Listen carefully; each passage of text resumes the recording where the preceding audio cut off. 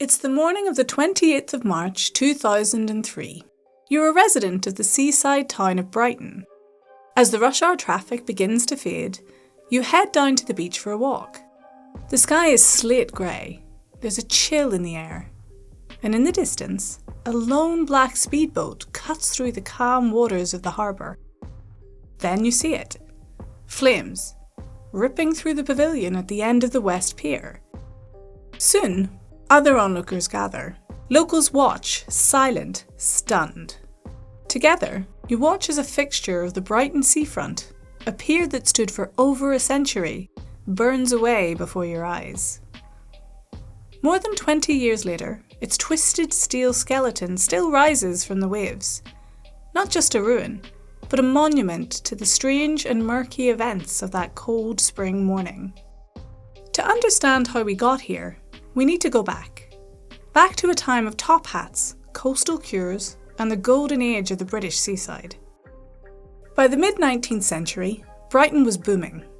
The rapid expansion of the rail network had opened up the south coast to Londoners, who could now escape the smog-heavy air of the city for a day, a weekend, or a full holiday by the sea. Doctors prescribed sea air for all manner of ailments, much to the relief of patients dreading alternatives like bloodletting, arsenic, or the ever-popular tobacco enema. This surge in health tourism, coupled with the rise of a moneyed middle class, helped turn Britain's coast into a fashionable destination, and Brighton was perfectly positioned to bask in the spotlight. It already had a pier, the Royal Suspension Chain Pier, but it wanted more. What it needed, though, was a centrepiece, something special, something that would make other towns jealous. Enter Eugenius Birch. One of the great engineers of the Victorian age, Birch knew that no self-respecting resort could call itself complete without a pleasure pier. So he was tasked with designing one unlike anything the country had seen. Elegant, ambitious, and strong enough to withstand the full force of the English Channel on a bad day. As with any major plans, especially in Britain, there were objections. Residents of the ever-so-fancy Regency Square complained the pier would ruin their sea view, but their concerns fell on deaf ears. The pier would raise house prices, draw tourists, and boost the town's reputation. And the council wanted it, so it was going to happen, whatever residents said. Construction began in 1863, and 3 short years later, the West Pier opened to the public. It was a huge hit. Thousands of people descended on Brighton and walked the length of the pier in the decades that followed, earning it the moniker London on Sea. Gentlemen in waistcoats, ladies with parasols, people from every walk of life, the gentry, the soldiers, the street urchins, and many other Victorian stereotypes could be found there taking in the air. Initially, the pier was equipped with 6 small ornamental houses, 2 toll houses, and glass screens to protect the visitors from the unforgiving sea winds. But as the popularity grew, and more money came in, plans got more ambitious. In 1875, a central bandstand was erected. Live orchestras would delight the crowds with whatever passed for popular music back in a time before Duran Duran released their seminal 1983 album 7 and the Ragged Tiger. But as the crowds grew, so did the ambition. In 1893, the pierhead was extended, supervised by Birch's nephew, now that Birch himself had retired from being alive. A pavilion was added that could accommodate 1,400 people. 3 years later, in 1896, the old Royal Suspension Chain Pier was destroyed in a storm, leaving the West Pier the only pier left in Brighton, until the Palace Pier was constructed a few years later. And this wasn't the only tragedy to mar this golden age of Brighton piers. In 1900, 12 sailors from the aptly named HMS Desperate were thrown into the sea as they approached the pier by rowboat. 6 of them were there because they had been granted leave and were getting hyped for a night out in Brighton. The other 6 were on duty and were just there to row their pals ashore. All 12 went into the water when a sudden wave capsized the heck out of their vessel. Visitors on the pier watched helplessly as rescue boats rushed to the scene. 5 men were pulled to safety. 7 were lost. Over the next few days, one by one, the sea gave up its dead. Despite this ill omen, the West Pier kept growing. A grand concert hall replaced the bandstand in 1916, hosting musical theatre, lectures, and variety acts. In the 1920s, it was joined by a cinema and tea rooms, drawing crowds in every season. Popularity peaked during the interwar years. In a single year, it drew more than 2 million visitors, more than the entire population of Brighton today. The West Pier wasn't just a structure, it was a stage, a theatre above the sea, and for a time, it felt like it would last forever. But, as any fan of the Royal Suspension Chain Pier could have told you, nothing lasts forever, especially when it's made of wood and poking out into the sea. The Palace Pier, with its arcades, fairground rides and neon lights, was doing better than ever when World War II rolled around and a certain mustachioed Austrian began ruining things for everyone. During the conflict, the West Pier was closed to the public. The central section was removed so that the enemy couldn't use it to land troops, effectively turning the pier into a broken bridge with almost negligible entertainment value. The ruse sort of worked, in that no Germans ever used the West Pier to come ashore. But by the time peace returned and the pier could be restored to its former glory, the world had become a very different place. For a devastated and war-weary population, quaint Victorian seaside holidays didn't have the same appeal.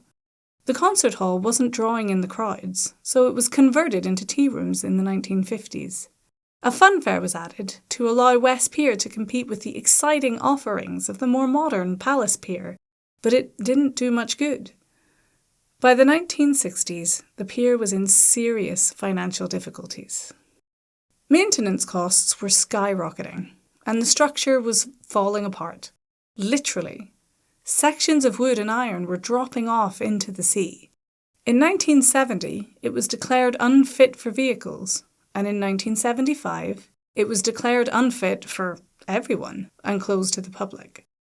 We're a nostalgic bunch in Britain, so there were many campaigns to save the pier. Petitions, promises, plans for restoration. But as those who objected to the construction of the pier a century before had found, when the council has made up their mind, it is very unlikely that anything will change it. There were glimpses of hope, including a £15 million pledge from the National Lottery, and the pier being given Grade 1 listed status. But despite this, no action was taken. West Pier remained, decaying into the ocean, a ghost of a different era, suspended in limbo. In 1987, a huge storm caused more structural damage to the pier, and in 1991, access from the shore was completely removed on safety grounds. By the turn of the millennium, the West Pier was little more than a skeleton, rusting, creaking, slowly being pulled apart by the sea. Then, in 2002, hurricane-force winds tore through Brighton once again. The concert hall roof collapsed. Large sections of decking gave way. It seemed like only a matter of time before nature finished the job. But nature didn't get the chance. We've now arrived back on the morning of March 28th, 2003. It's an overcast day and the pier is burning, sending a pall of black smoke into the sky. Brighton residents watch in horror as the concert hall becomes the first major casualty swallowed by flames. The pavilion follows.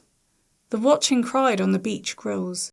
There's no shouting, no drama, just silence, as people watch a century-old local landmark disappear before their eyes. The fire burns lower. Thick smoke obscures the ruins, and an even thicker mystery surrounds the cause of the fire. Commander Phil Thompson of the East Sussex Fire Brigade said in the aftermath, "There is no way the fire could have started on its own." An inflammatory statement, if ever there was one. But that seemed to be the general consensus, even among people who weren't veteran firefighters. How had an inaccessible structure out at sea, surrounded by water, caught fire and burned to a shell? Rumours swirled. £15 million of lottery funding had just been secured for a major restoration, and not everyone was happy about it. In particular, the owners of Brighton Palace Pier were keen to block any redevelopment, stating that it just wasn't fair that a competitor could get lottery money when they, a private enterprise, could not.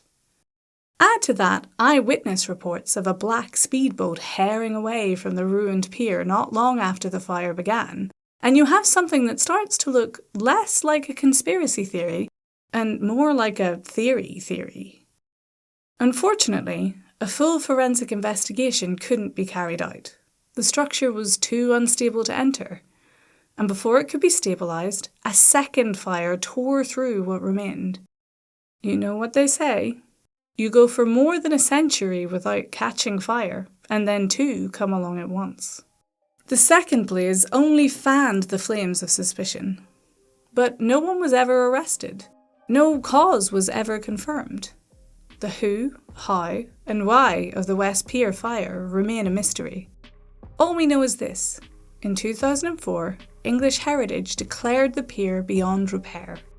Today, the West Pier is little more than a silhouette, charred beams rising from the sea. But even in its ruined state, it remains a beloved landmark. In 2010, a laser show lit up the vast skeleton with an eerie green light. The ruined pier no longer hosts concerts or dances, but the sight of it still moves people. It isn't the central hub of Brighton, but it looms in the background, always there, still not fully gone. It's a monument to beauty and to destruction. And though it is a decaying wreck, its story is certainly not over.